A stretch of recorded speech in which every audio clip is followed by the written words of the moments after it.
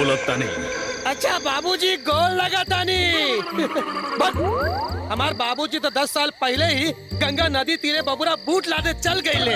अबे झंडू बम, पलटू कहाँ बा? फोन दे ओकरा के। ए बाबू ते के बोला तारे रे?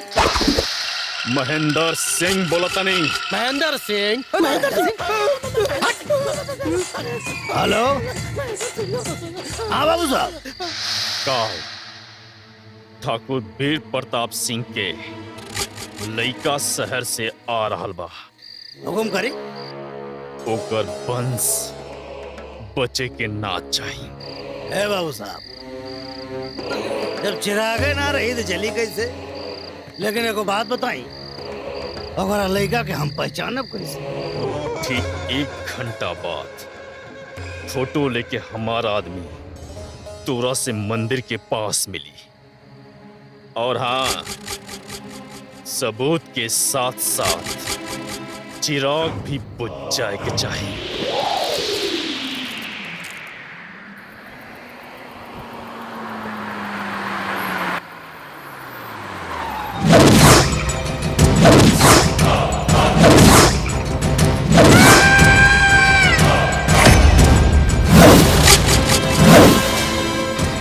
पैसा लाइल बड़ा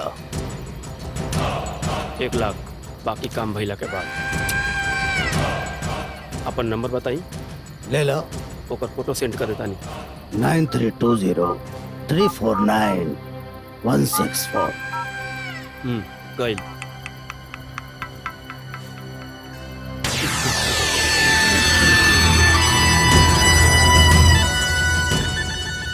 पलटू यादव नाम है हमारा। सब पलट कर रख दे। भैंस चरावल दूध बेचल हमार खानदानी धंधा, लेकिन हत्या, अपहरण, फिरौती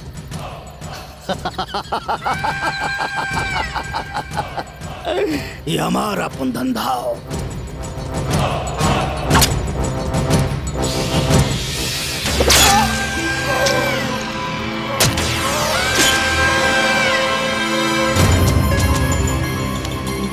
जय हो।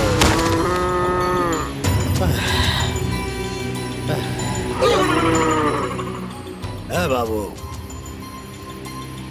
धंधा मंदा ना पड़े, यही नाते हम कोनो सबूत पीछे ना छोड़ीला।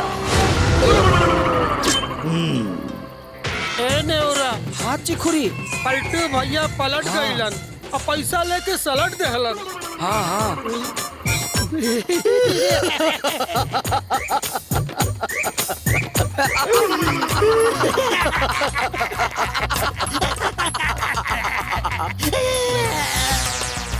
तनी चियारा पलटू भैया। सारे का चियारा रे? दांत दांत भैया चियारी काहे की भैया अनरिया राती में लागा ताने एकदम कचागत और फोटो खींची हचाहत। ओके ओके।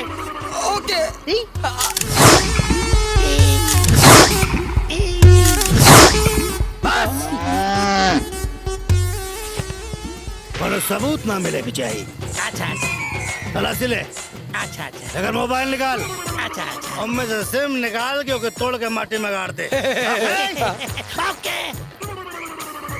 गाड़ी बुला रही है।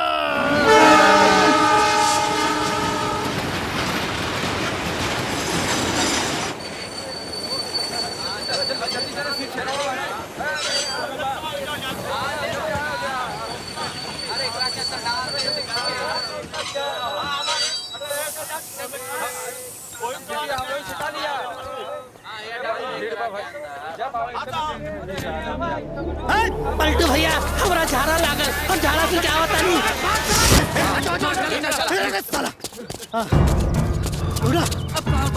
साले कह रहे कौन बा? नोट साले नोट। साले के खेल गए। एक कोनी में साला।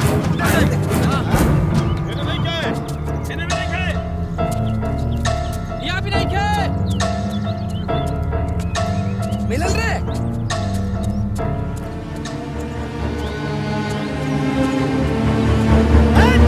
अरे साले!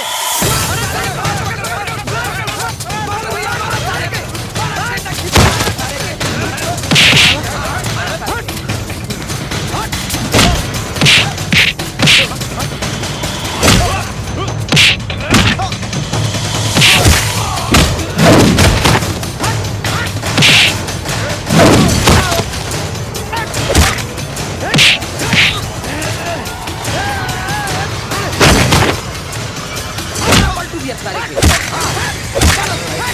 मुंह फोड़ दो सारे अरे साले हराम खोर कुत्ता कितना भगवा साले मदरजात तोर गलती साले इतना पाके तो के मारे खातिर पैसा मिलल बा आय कहां देख रहे सारे लोग खूब बड़ी फोड़ दे साले मदरजात के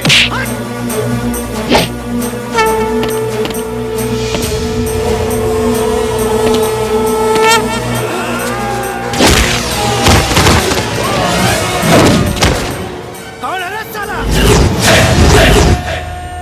क्षत्रिय के छोटा मोटा छोकरा भी क्षण भर में अपन शत्रु के छील छाल के छोड़ कर देला और हम तो 20 में 30 जना के कह के ले नाव है राजवीर सिंह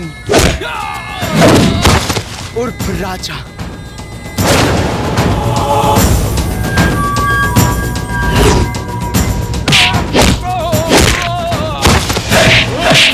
माटी बड़ा पकाटी रूबी आटी रे तू छाती के बाती रे